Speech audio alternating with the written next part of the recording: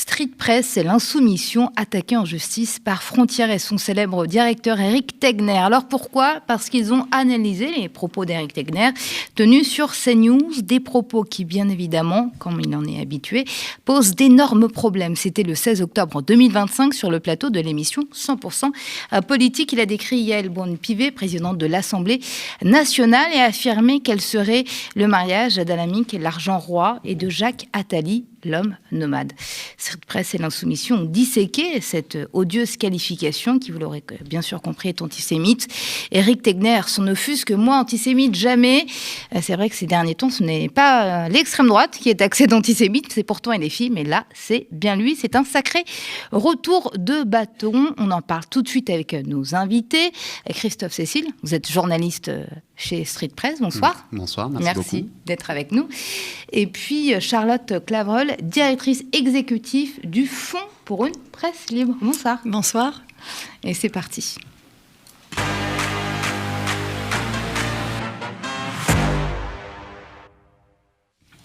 Alors, on va d'abord contextualiser pour que nos téléspectateurs comprennent. Alors, ce sont des articles publiés par Street Press, donc par vous et par l'Insoumission, c'est le média de LFI, qui ont poussé Éric Tegner à porter plainte. Qu'est-ce que nous racontaient ces articles ? En fait, donc ça tout part d'un article de Street Press qu'on a publié au milieu du mois d'octobre, où en fait un de nos journalistes a identifié la séquence donc que vous avez évoquée d'Éric Tegner, qui reprend donc des poncifs antisémites. Voilà, assez clair.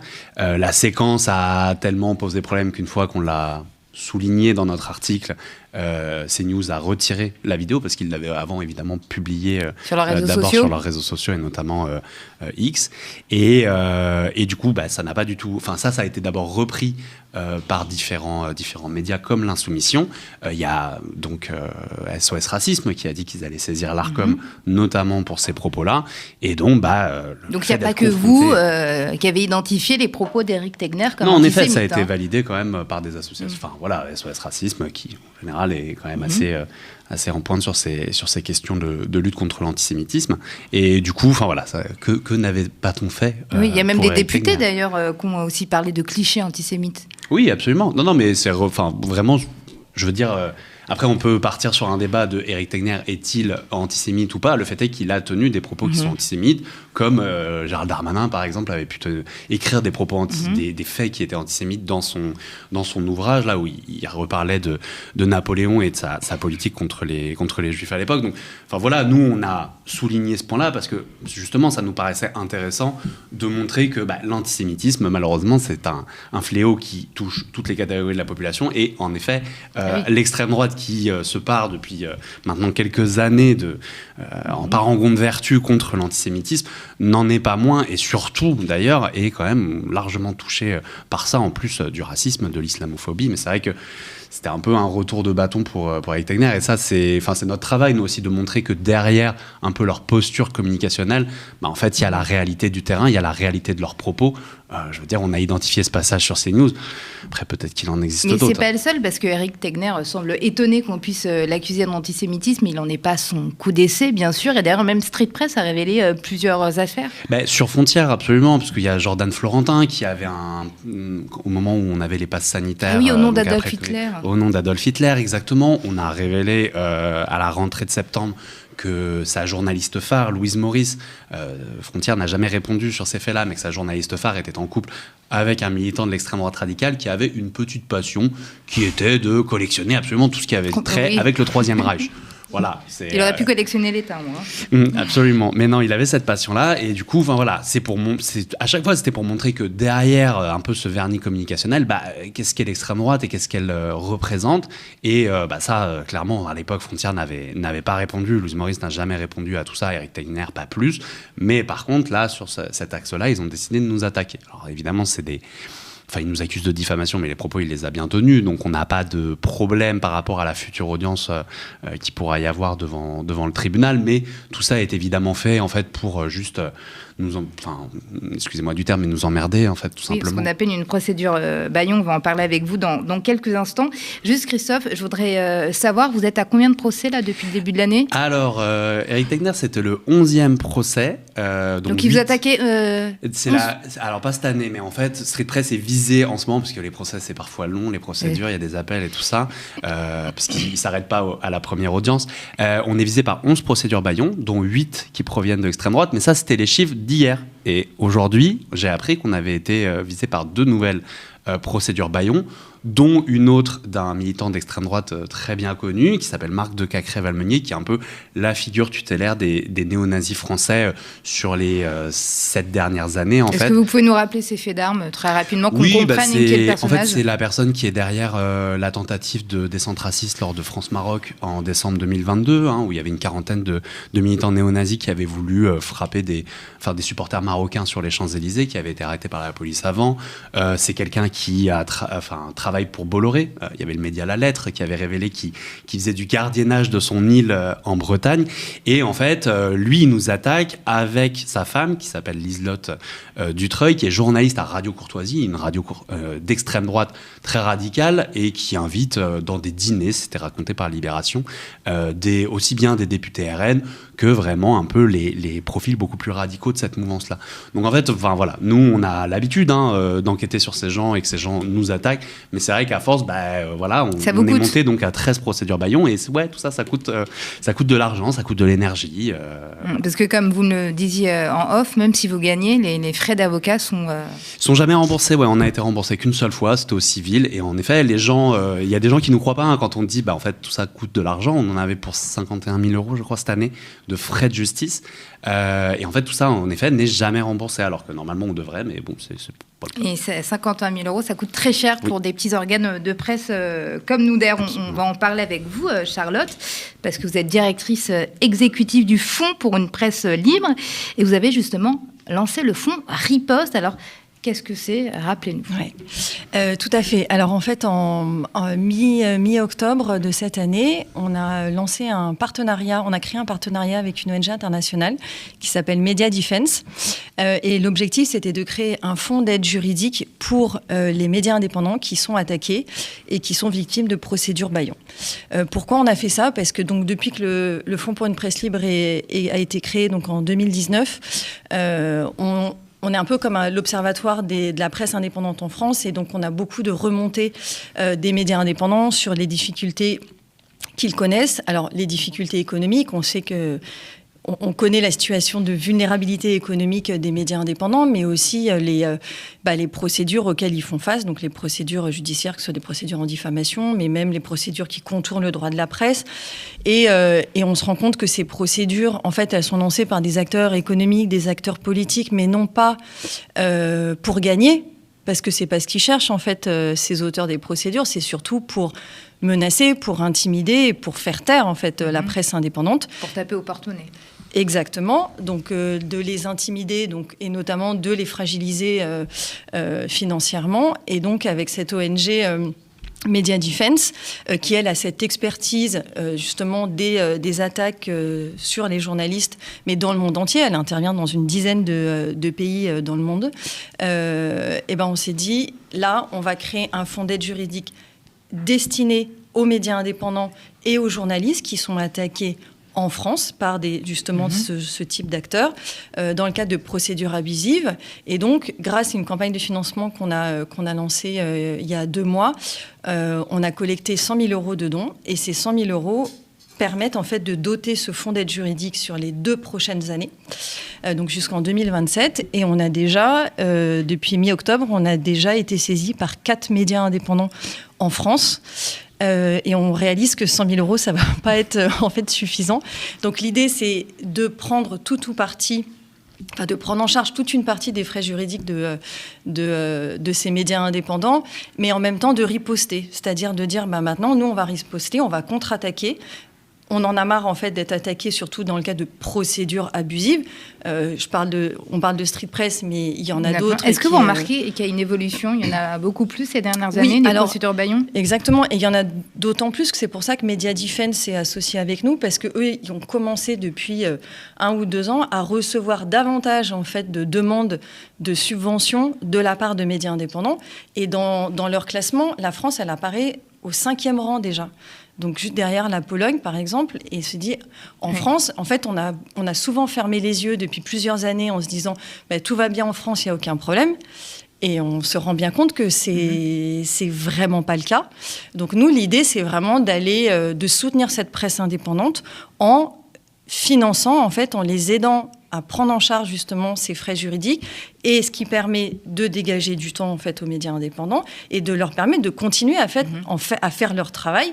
Et on sait tous que cette presse indépendante, c'est la cible première de l'extrême droite, qui justement veut faire taire ces médias qui révèlent des informations d'intérêt général. Ça a vraiment été théorisé notamment par des milliardaires d'extrême droite, notamment Pierre-Édouard Stérin, le milliardaire catholique identitaire, qui a un plan, la Périclès, qui avait été révélé notamment par l'UMA en juillet 2024, qui en fait, dans son plan Périclès, qui est donc de doter l'extrême droite de 150 millions d'euros sur les 10 prochaines années, il y avait un pan sur le harcèlement judiciaire, en fait, envers les associations, mais aussi envers les médias.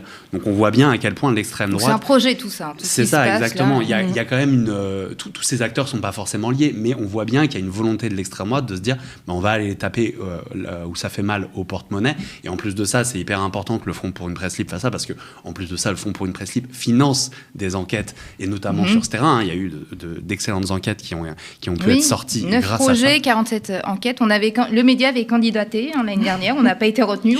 Mais nous avons une saison 2. Oui, c'est ce qu'on se disait, on a une saison 2, donc on verra. D'ailleurs, ces projets, il y a des moyens d'action diversifiés, vous le dites, pour montrer que l'extrême droite est un peu partout. Et dans ces enquêtes, on voit bien, l'extrême droite est dans les médias, mais pas seulement, elle est en train de se faufiler dans les associations, dans le sport également, dans le milieu du foot. Exactement, et comme tu le disais justement, on a financé donc, environ 47 enquêtes donc, réalisées par des médias indépendants, donc elles ont été publiées sur plusieurs sites. Street Press en a publié, il y a eu Basta, il y en a eu plein. Et autant, on parle souvent de CNews comme une chaîne d'extrême droite, une chaîne d'opinion, mais il y a cette sphère, ce terrain, qui elle n'est pas dans les médias en fait, mais qui diffuse ces idées plus que nauséabondes et qui pourrissent le débat public, mais en finançant en fait des associations. C'est quoi l'enquête qui vous a le plus choqué ? Qu'est-ce que vous avez découvert ? Parce que l'extrême droite dans les médias, ça on le sait, mais qu'est-ce que vous avez découvert ? Par exemple, des associations. Alors la maison d'éducation Marthe et Marie. Alors il y a différentes antennes en fait sur le territoire. Il y a un média indépendant, l'Arrière-Cour à Lyon, qui a enquêté sur la maison de Marie, Pauline, je ne sais plus exactement, mais voilà, une école intégriste. Et en fait, ce qu'on se rend compte, c'est que ce terrain, alors, il finance des associations via sa fondation de la Nuit du Bien Commun, mais en même temps, par exemple, des écoles privées sur des territoires ruraux, parce que aussi, l'école publique n'est plus là, et il n'y a plus de financement pour ça. Et donc, il est en train de faire tout un maillage justement au niveau local, et on a un collectif Orcade qui a travaillé là-dessus et qui a créé une carte interactive de ces associations, alors d'une partie, parce que je pense que c'est la face immergée de l'iceberg, de ces associations financées par Pierre-Édouard Stérin. Mais où on peut voir d'ailleurs qu'il y a un discours, parfois, donc tu parlais de la maison de Marthe et Marie, il y a un discours anti-IVG notamment, bien qui sûr, peut être propagé. Sur les écoles, ça va être en effet toute la place. Apprendre la sexualité, ça va un peu être mis de côté. On va plutôt apprendre la bonne vision de la famille, et c'est évidemment la vision de la famille de Pierre-Édouard Stérin.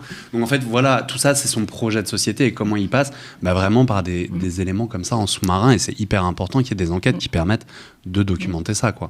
Et c'est pour ça qu'on a relancé là une saison, la saison 2, où là on va financer encore des enquêtes sur les mêmes volets, donc sur le maillage territorial, quelles sont les stratégies d'implantation du RN au niveau local, les ralliements, mais également tout ce qui se passe dans la haute fonction publique. Comment est-ce que on approche ou on place des préfets, des sous-préfets, mais on a aussi un nouveau volet qui va être enquêter sur ce qui se passe en termes de mobilisation et de riposte citoyenne. Quelles sont les résistances citoyennes ?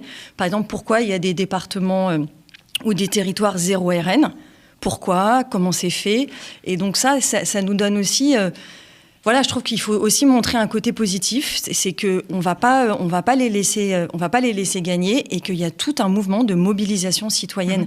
Et c'est ça qui est intéressant, parce qu'il faut pas lâcher. Oui, d'ailleurs, vous le disiez que jamais depuis sa création, le FPL n'avait connu telle mobilisation en soutien à la presse indépendante. Est-ce que ça veut dire que finalement, les lecteurs, les téléspectateurs se rendent bien compte qu'il y a quelque chose qui tourne pas rond en ce moment ? Oh bah oui, je pense que très clairement, il y a quelque chose qui tourne pas rond. Et justement, de réaliser ces enquêtes-là, c'est vraiment d'intérêt public, parce que il faut aussi révéler ce que fait cette extrême droite, le mal qu'elle fait dans le public, dans le débat public et dans la société. Et on se rend bien compte que c'est la presse indépendante qui va aller révéler ça, parce que, de fait, elle est indépendante. Alors, juste avant de finir ce débat très passionnant, on parlait de Yael Braun-Pivet, c'est par rapport à elle qu'Éric Tegner vous attaque en justice. Exactement. Elle s'était dit écœurée par ses propos, elle avait dit rien ne change, l'extrême droite est antisémite, mais quelques temps avant, elle avait parlé de Jean-Luc Mélenchon, de LFI, elle avait dit il me met une cible sur le dos, parce qu'il avait dit les partis campés à Tel Aviv pour encourager le massacre à Gaza, et elle avait répondu, connaissant Jean-Luc Mélenchon, s'il a utilisé le terme camper, ce n'est pas pour rien, soi-disant. Si on comprend le sous-texte, il est antisémite. Et pire encore, Aurore Berger, donc sa collègue de Renaissance, avait dit « L'antisémitisme tient en 3 lettres, en France, LFI ». Est-ce que Renaissance, tout comme le RN, participe à cette dédiabolisation de l'extrême droite, au profit justement de LFI?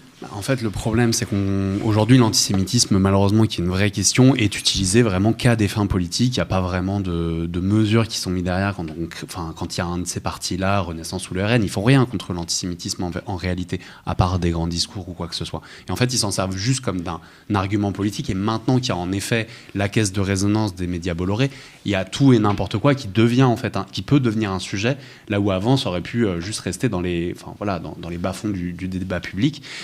Après, il y a un antisémitisme dans tous les pans de la société, à gauche comme à l'extrême droite, mais en fait, en effet, des fois, c'est vrai, on voit que c'est un argument, malheureusement, parfois utilisé politiquement pour mettre à bas des adversaires selon qu'ils sont à un moment T, en fait, les plus dangereux pour le parti qui l'utilise, quoi. Et donc, au niveau de Renaissance, c'est ça qui est terrible, parce que l'antisémitisme mérite d'être défendu de façon intransigeante et noble, quelle qu'en soit l'origine, quoi. Charlotte, un dernier mot avant de finir?